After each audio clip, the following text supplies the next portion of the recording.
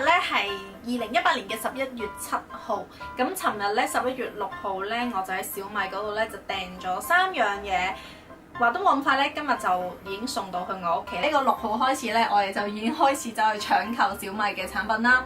咁我哋就睇下我哋買咗啲乜嘢啦。拆箱咯！首先咧，我哋由最細件嘅開始拆起啦。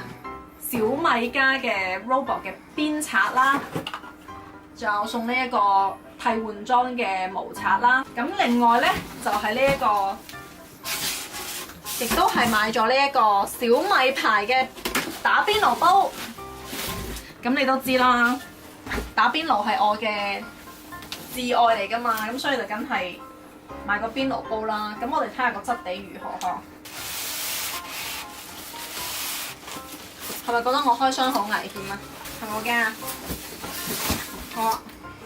我邊爐煲咧好似個 case 咁樣嘅包到，跟住咧個煲蓋都 OK 喎，幾厚身喎都唔錯。跟住就睇下佢煲嘅降水，睇下點樣啦。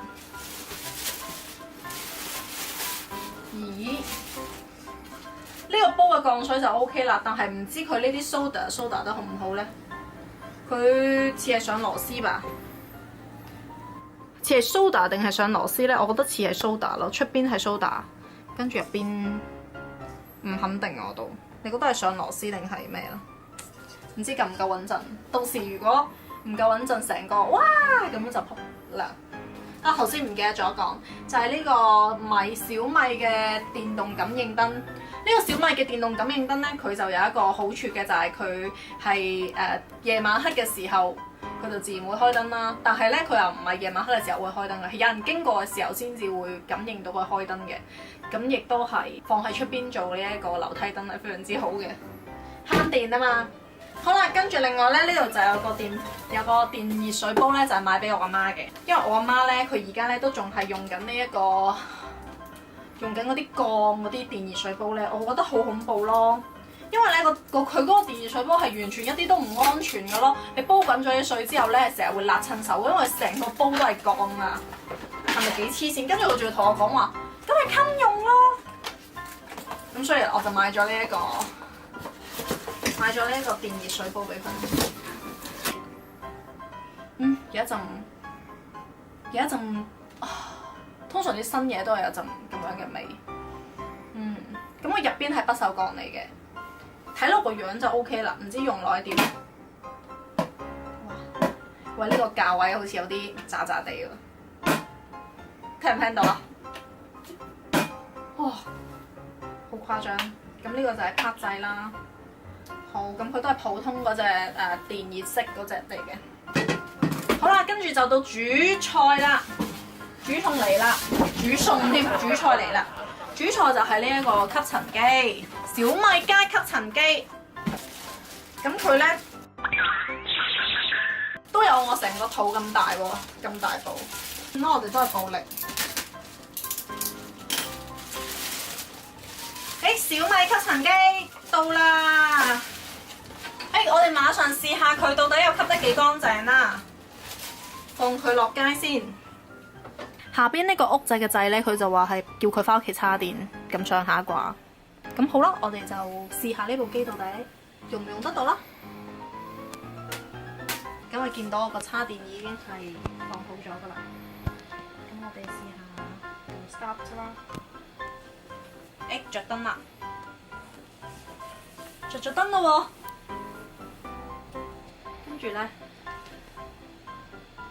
跟住係要連 WiFi 㗎。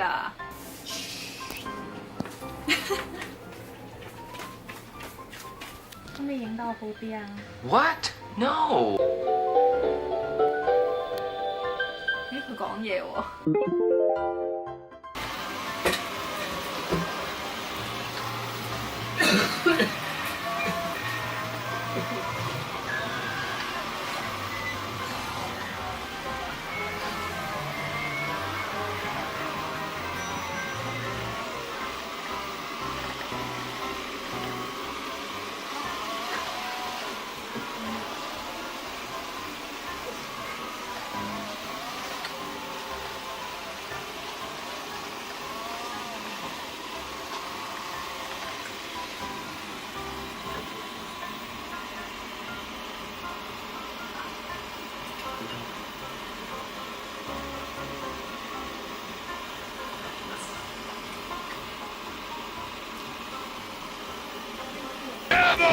3